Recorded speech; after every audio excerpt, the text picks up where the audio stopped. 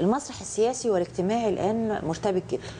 ولما حضرتك قلت عندك هدفين اللي هم الأمن وتشغيل أو إعادة تحريك عجلة الاقتصاد، يعني لو فهمتها كده قلت إنه محتاج توافق سياسي.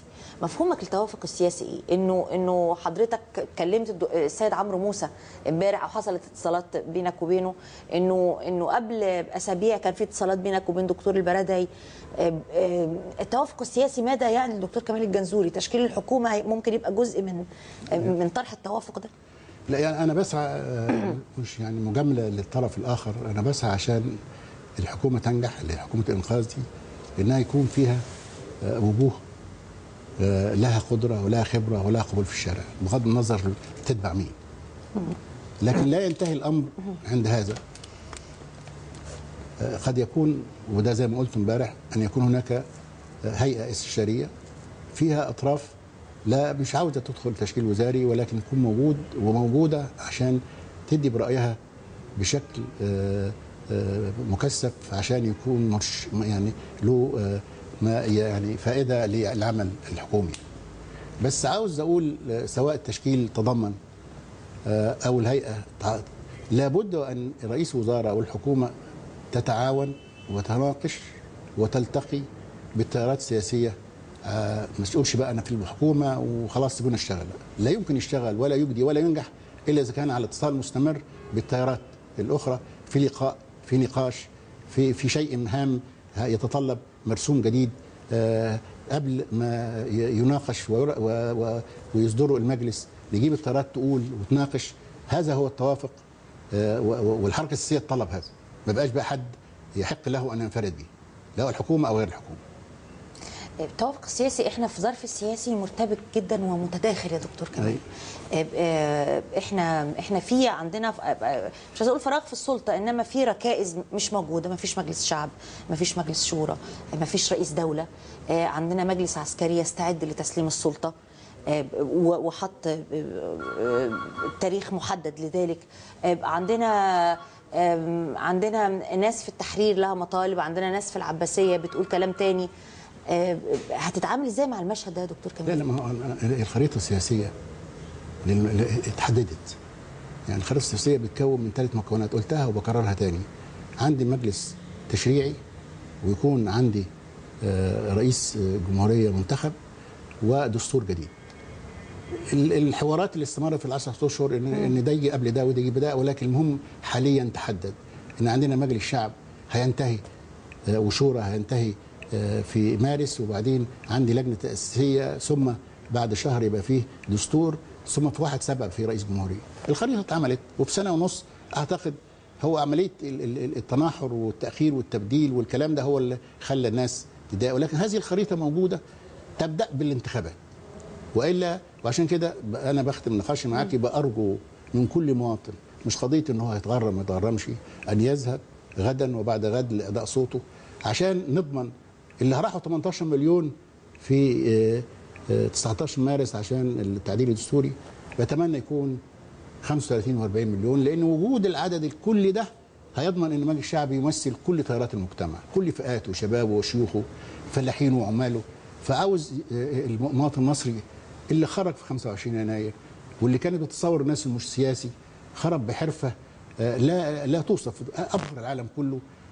ما خرجش عشان يتظاهر، خرج قال الحريه، خرج قال المخير. اللي خرج في 19 في مارس عشان الدستور، نفسي يخرج الى ضعف الرقم ده، لان هو ده الامان الحقيقي، ان يكون عندنا مجلس شعب يمثل فعلا كل فئات المجتمع.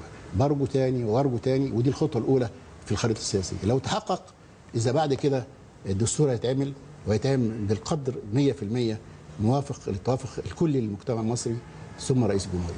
هستأذن حضرتك دكتور كمال جنزوري، انا بس مش هينفع نختم اللقاء ده من غير ما حضرتك توضح لنا اللي قلته، او تفسر اللي قلته في المؤتمر الصحفي اول ما تم تكليفك بخصوص الصلاحيات. قلت الحكومه دي هيبقى لها صلاحيات اكتر من اي حكومه سابقه. هل كنت تعني ان هي صلاحيات يقتنصها الدكتور كمال الجنزوري بنفسه، ولا صلاحيات مكتوبه منصوص عليها اتفق عليها مع المجلس العسكري؟ لا معلش انا برضو نتيجه لان انا اتكلمت اكتر من اللازم امبارح واول فهعيد نفسي لدرجه ان انا اللي فاكر لنفسي يعني. قلت انه اي حكومه تصدر على مدى 60 سنه اللي فاتوا، لان القانون الدستور اللي موجود في الاول هو 56 ثم 71 ثم يعني مدي السلطات كلها رئيس الجمهوريه لان هو رئيس الجهاز التنفيذي، والسلطات الموجوده لرئيس وزاره لا تزيد كثيرا على الوزير الا في انه يعين رئيس شركه، يعين مش عارف ايه، ولكن الصلاحيات التنفيذيه كلها في ايد رئيس الجمهوريه. ففي خلال اسبوع دايما من تشكيل وزاري جديد بيطلع ما يسمى بقرار التفويض فيه صلاحيات موجوده لدى رئيس الجمهوريه اللي هتصل الى 63 صلاحيه في الدستور 71، جزء منها لرئيس الوزراء. فانا مارستها وعارفها ومارست اللي قبلي واللي قبلي، فبقول هذا الامر عارفه. فعشان كده بقول انه الدستور الاعلان الدستوري اللي هو طلع في 30 مارس الماده 56 فيها بتدي 10 صلاحيات للمجلس، فيها خلط فيها مكون من الصلاحيات التشريعيه ثم التنفيذيه. الماده 10 فيه هتعدل لان التفويض كان يكون لاحد اعضاء المجلس، ولكن هيكون هنا يفوض رئيس الوزراء بسلطات التنفيذيه رئيس الجمهوريه. يفوض في السلطات التنفيذيه اللي كانت لرئيس الجمهوريه والمعروفه طبقا للقوانين واللوائح، لان القوانين واللوائح ما اتلغتش. بس يعني هي نفس الصلاحيات الموجوده لا لا لا, لا كان جزء كبير، جزء يسير منها. يعني صلاحيات كانت متاحه للحكومه الماضيه. لا مش بموجب الاعلان الدستوري، انا قصدي يعني لا معلش انا مش عاوز اخش في الماضيه، انا بتكلم على الماضيه. انا ان اللي كان الصلاحيات اللي موجوده في الاعلان الدستوري. رئيس الدوله هو رئيس جهاز تنفيذي والحكم بين السلطات، لكن رئيس التنفيذي ده كان بيدي جزء من صلاحياته للحكومه. خلاص انا بقول النص ده هيدي صلاحياته التنفيذيه كلها للحكومه اللي هيتعدل في الاعلان الدستوري. الاجواء في مصر ملبده وفي مفاجآت كتيره جدا والمشهد السياسي مرتبك. لو انا دكتور كمال الجنزوري ظل رئيسا للحكومه لمده اسبوع واحد فقط هيعمل ايه في الاسبوع ده؟ الامر عند الله، ولكن زي ما قلت اولويتك تبقى ايه؟ تعمل ايه في الاسبوع ده؟ بكره لو حلفت اول حاجه هبدا بملف الامن، وانا ببدا فيه ببص جنبي وشمالي على الملف الاقتصادي، وبعدين بقى يتحقق كده عند ربنا، ولكن هبدا بشكل يصل طول يوم وطول الليل مع كل الناس، ومش هكون نتيجه ان لوحدي، كل الناس هنتعامل معاها. وعشان كده اتمنى ان يكون معي عدد من اهل الخبره من الشخصيات العامه الموجوده عشان تشارك في هذا، ولكن مش هي اسبوع، هو يوم، هو 3 اسابيع. سيبدا العمل من اول يوم على الملف الامني والملف الاقتصادي في وقت واحد. طبيعتك الشخصيه اللي عرفناها من خلال فترات وجودك في السياسه وفي الحكومه انك شخص ترفض التجريح، او خليني اقول كان كرامتك اولويه في كل الفترات، ويمكن ده كان سبب من اسباب خلافاتك سواء كانت مع الرئيس مبارك او غيره.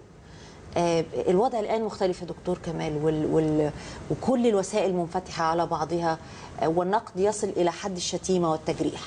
هل شخصيتك ستستطيع أن تتواكب مع هذا النمط المختلف اللي منتقد بس موجود، ولا هيفضل دكتور كمال الجنزوري لو إنه حد انتقده بشكل لاذع؟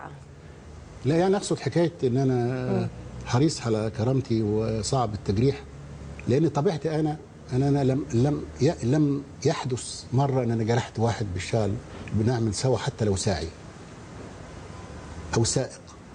حينما تحترم كل الناس وتخشى وتحافظ على شعور كل الناس من ابسط الناس لاعلاها، بتبقى صعبه عليك انك انت تتلقى الاهانه انك انت لم تمارسها للغير. ولكن الواقع دلوقتي بيقول لا، بدل انت تحملت ده خد بقى. فانا مش يعني قد تكون اضافه جديده ان انا اخلق جلد عندي لان انا اتحمل هذا لصالح البلد، لان انا لو غضبت هتبقى الامور هقف. لكن انا عاوز واشتغل مع زملائي اللي نتحمل المسؤوليه في المجالات اللي قلتها، وهتلاقي ناس مش راضيه خلاص تعترض خلاص، ولكن تسب صعب على النفس، ولكن لازم اتحمل واستمر. يعني بكره حلف اليمين ان شاء الله. ده ما شكلتش الحكومه، ده بكره انتخابات، وعشان بقول لك تروحي بقى تقولي في برنامج ان الانتخابات ده ضروره ولا بد الناس تروح والكلام ده.